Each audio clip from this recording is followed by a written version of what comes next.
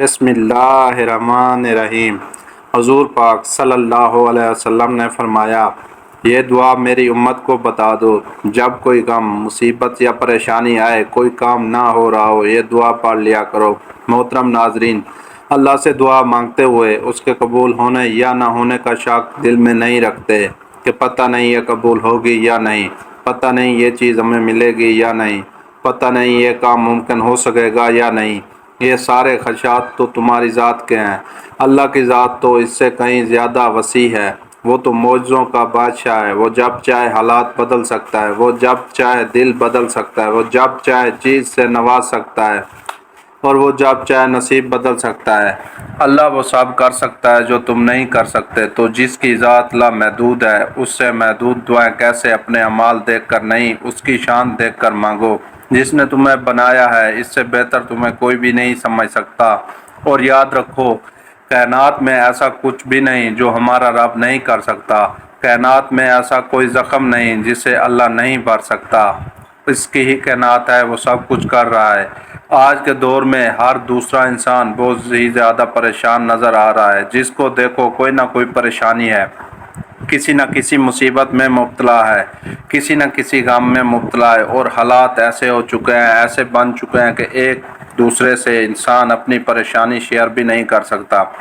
कोई बेरोज़गारी की वजह से परेशान है, कोई मुलाजमत की वजह से परेशान है, कोई रिश्तों की वजह से परेशान है, कोई औलाद की वजह से परेशान है, कोई बीमारियों की वजह से परेशान है। यानी किसी न किसी परेशानी में ज़रूर मुब्तला है। तो इन हालात में हमें क्या करना चाहिए? हमें अपने पाक नबी सल्लल्लाहु अलैहि वसल्लम की सुन्नत मुबारका को नहीं छोड़ना चाहिए। आपने ज़िंदगी गुजारने का जो तरीका बताया है, अपना लेना चाहिए। जैसे कि आप जानते हैं, हालात इतने नाजुक हो चुके हैं, अल्लाह से इतनी दूरी इख्तियार हो चुकी है कि इंसान खुद परेशान हो चुका है। ये सब क्या हो रहा है? ये कुछ नहीं हो रहा है, सिर्फ क़यामत की निशानियाँ हैं। और क़यामत बहुत ही नज़दीक आ रही है, बहुत ही जल्द क़यामत आने वाली है। जिस तरह के हालात पैदा हो चुके हैं, तो आज की इस वीडियो में मैं आप लोगों को एक दुआ बताने जा रहा हूँ जो आपकी परेशानियों को ख़त्म कर देगी। मुसीबत और गम को, जिस तरह के भी आपके मुश्किल हालात होंगे, उन मुश्किल हालात में ये दुआ आपको ऐसा असर दिखाएगी कि आपकी हर परेशानी ख़त्म हो जाएगी। हुज़ूर सल्लल्लाहु अलैहि वसल्लम के फरमान का मफ़हूम है, जिसने भी इस दुआ को दूसरों तक पहुँचाया, अल्लाह ताला उसके गमों को भी दूर फरमा देगा। आप खुद अंदाज़ा लगा लें कि इस दुआ में इतनी ताकत है कि जिसने इस दुआ को दूसरों तक पहुँचाने से ही अल्लाह पाक उसके गमों को दूर फरमा देगा। तो सोचिए, इसके पढ़ने से अल्लाह पाक कितनी आसानियाँ पैदा फरमा देंगे। ये उम्मत के लिए तोहफ़ा है। ये दुआ उम्मत के लिए तोहफ़ा है जो नबी पाक सल्लल्लाहु अलैहि वसल्लम ने बताई है। नाजरीन, जब भी आपको कोई मुश्किल पेश आए, कोई परेशानी हो, गम में मुब्तला हो, मुसीबत में मुब्तला हो, आपका कोई काम ना हो रहा हो, आपकी कोई बात पूरी ना हो रही हो, तो आपने इस दुआ को पढ़ लेना है जो इस वक्त आपको स्क्रीन पर दुआ दिखा रहे हैं। हज़रत अबू अल दरदा रज़ी अल्लाह ताला अन्हो से मरवी है कि नबी सल्लल्लाहु अलैहि वसल्लम ने फरमाया, जिसने सुबह और शाम 7 मरतबा ये कलमात कहे, अल्लाह ताला उसकी दुनिया और आखिरत की परेशानियों के लिए काफ़ी हो जाएगा।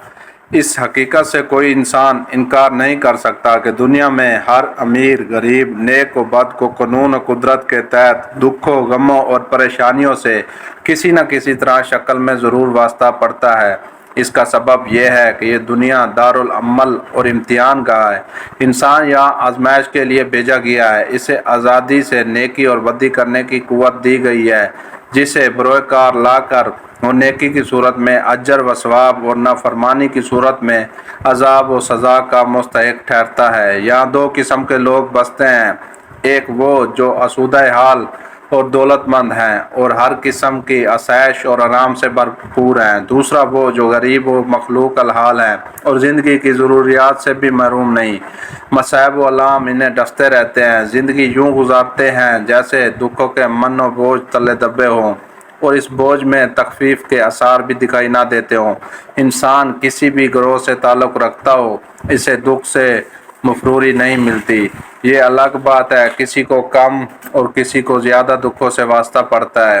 اور زندگی ایسے پہاڑ نظر آنے لگتی ہے۔ وہ چاہتا ہے کہ مصائب اور آلام سے چھٹکارا حاصل کرے، مگر وہ اس طرح گلے کا ہار بن جاتے ہیں کہ روایتی کمبل کی طرح چھوڑنے کا نام نہیں لیتے۔ گلے کا ہار بننے والے ان دکھوں کا کوئی سر پیر نہیں ہوتا۔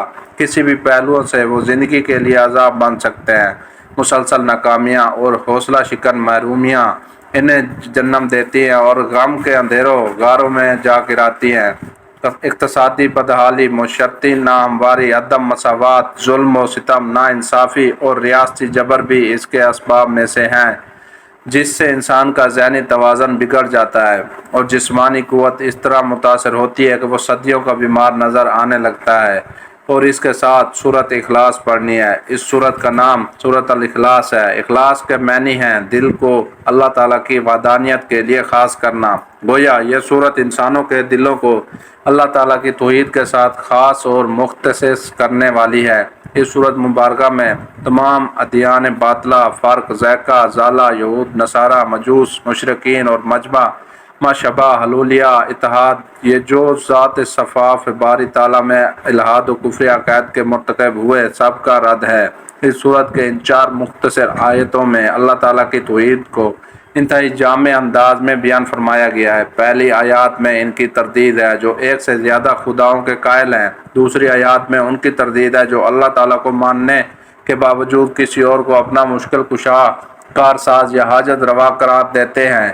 تیسری آیت میں ان کی تردید ہے جو اللہ تعالیٰ کے لیے اولاد مانگتے ہیں، اور چوتھی آیت میں ان لوگوں کا رد کیا گیا ہے جو اللہ تعالیٰ کی کسی بھی صفت میں سے کسی اور کی برابری کے قائل ہیں۔ مثلاً بعض مجوسیوں کو کہنا یہ تھا کہ روشنی کا خالق کوئی اور ہے اور اندھیرے کا خالق کوئی اور۔